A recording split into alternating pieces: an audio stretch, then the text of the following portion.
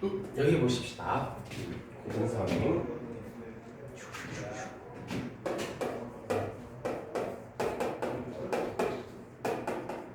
그래서 물리 파트. 물리 파트에서 굉장히 중요한 역학적 에너지를 들어가도록 할게요. 일단 여기서 이제 역학적 에너지라는 이 말뜻을 조금 일상적인 용어로 바꾼다라면 이렇게 바꾸는 게 훨씬 더 이 역학적이라는 단어보다는 에너지합이라는 단어를 기억하시는 게 훨씬 더 문제를 해석하는데 좀 더 부드러워해서 역학적 에너지라는 말이 나오면 에너지를 합친다라는 뜻인데 여기서 이제 에너지에서 보게 되면 에너지의 종류는 두 가지밖에 없어요.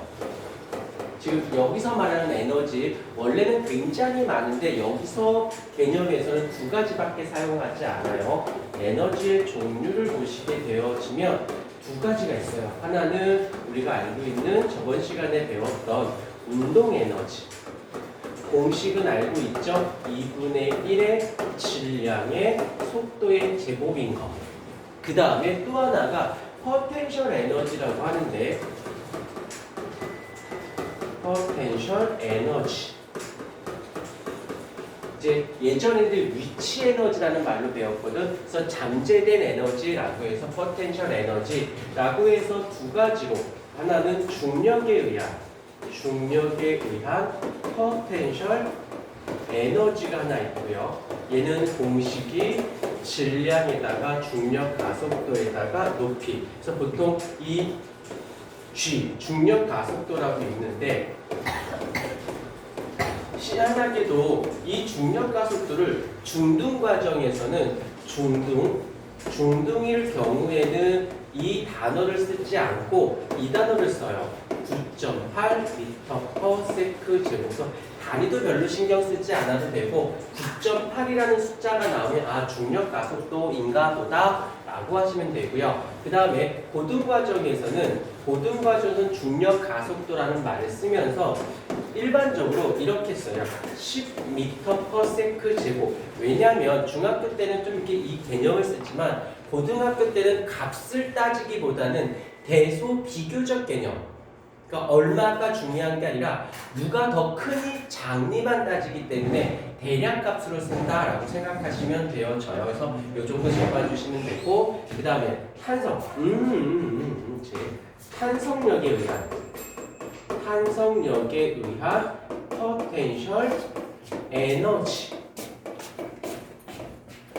포텐셜 에너지라고 해서 2분의 1의 탄성 계수의 변형된 길이의 제곱 이렇게 잡는 거. 그래서 결국에는 얘가 좀 더 디테일하게 보이는데 이렇게 들어가시면 돼요.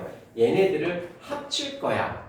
그러면 이게 뭐가 돼? 역학적 에너지입니다 라고 해요. 그런데 거기에서 운동 에너지의 중력에 의한 것을 쓰면 요를 둘을 더하면 되고요.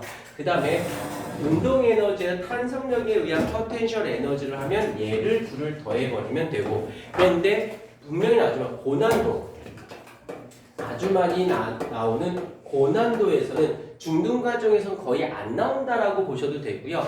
고등 과정에서는 또한 이제 약간 상위로 가게 되면 어떻게 되냐면 이 역학적 에너지를 세 개를 다 더해요.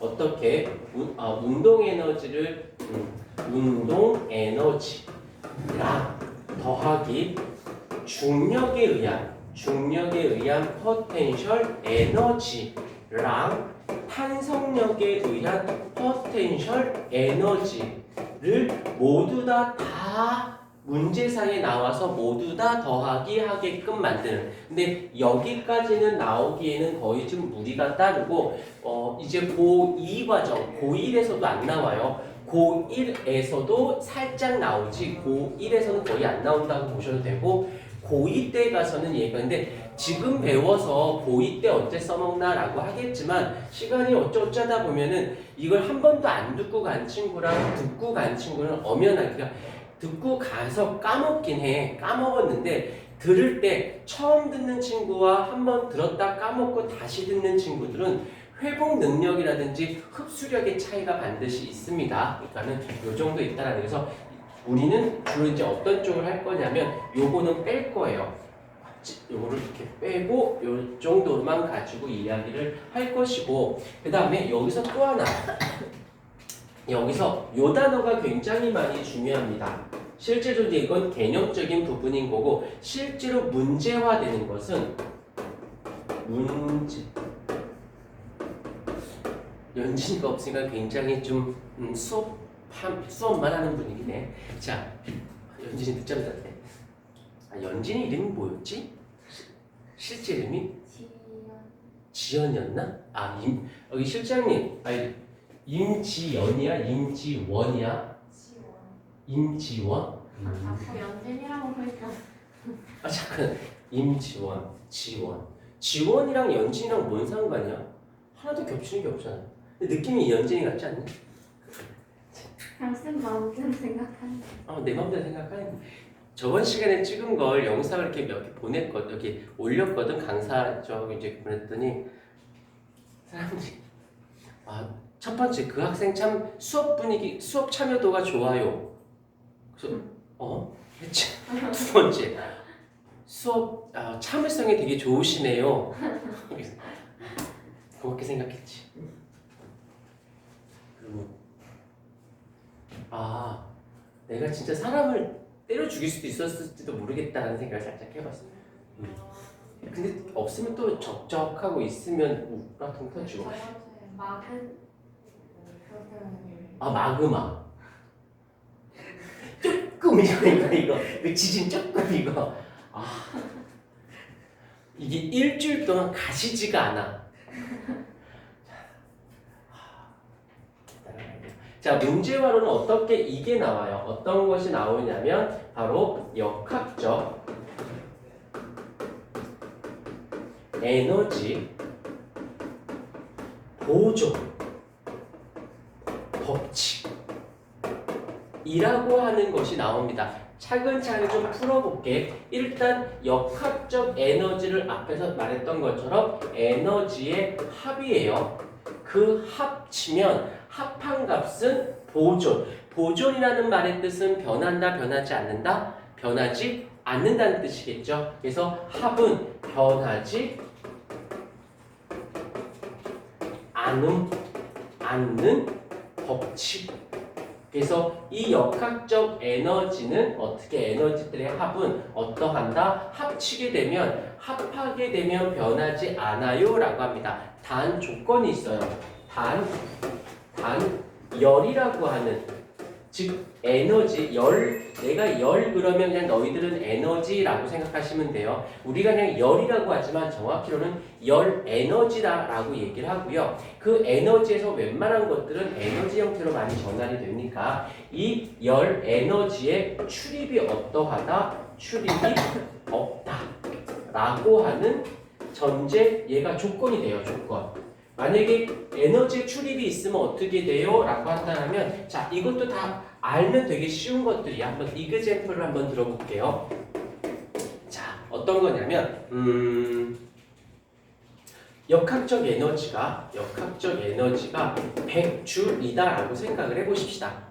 그런데 이거 잠깐만 이 운동 에너지를 우리는 EK라고 쓰고 포텐셜 에너지를 EP라고 쓸게. 자 여기서 봤을 때 운동 에너지가 여기 현기증이 나지?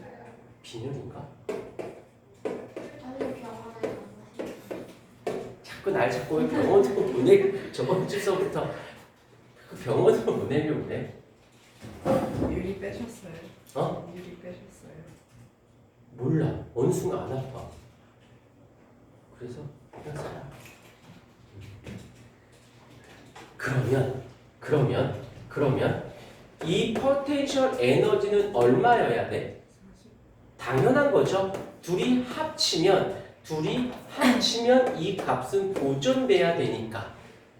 너무 쉽지? 근데 자 이제 약간 변형해 볼게요. 변형. 역학적 에너지가 내 살 빠진 것 같은 티 안 나니? 네. 티가 안 난다고? 7kg가 빠졌는데? 네. 그렇구나.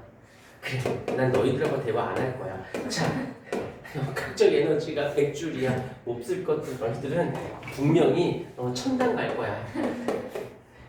가서 내가 여기 있으면 안 되는데 무슨 좌불안석인 분위기로 바지에 죽기 주머니가 없니? 뜯었나? 아, 그 티 중에 여기 넣는 주머니 같은 티 있잖아. 난 이게 거슬린 거야. 그래서 이렇게 얘를 뜯어볼까? 라는 생각을 해봤지. 뜯어봤어. 잘 아주 흉터 안 나게. 근데 자국이 이렇게 있더라고. 그래서 꼭 집에서만 입기로 했어. 왜 뜯었을까? 미안해, 수업할게. 말 걸지 마. 너희들하고 대화 안 할 거야. 말 안 할 거라니까. 나 혼자 할 거라니까. 빨리 먼저 해봐. 뭐라고? 얘가 60줄이야. 아니야. 18줄이야. 그런데 포텐셜 에너지가 28줄이야. 욕한 거 아니야. 숫자를 얘기한 거지. 28, 18줄 된 거야. 이러면 말이 안 되지 않나요? 그치?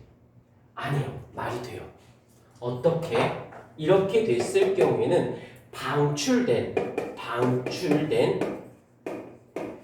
바로 열의 형태로 에너지가 방출된 게 얼마가 되는 거야? 100줄에서 빼기 18 더하기 28. 28에 28을 더하면 굉장히 그냥 많은 용이네. 이 값이 얼마니? 46? 그럼 54줄만큼은 무엇이 된 거야? 열에너지의 형태로 빠져나갔다라고. 결국에는 운동에너지, 포텐셜 에너지, 방출된 열에너지 합은 어찌 됐건 간에 어찌 되어야 돼? 같아야 됩니다. 어떤 건지 아시겠습니까? 어렵지 않죠?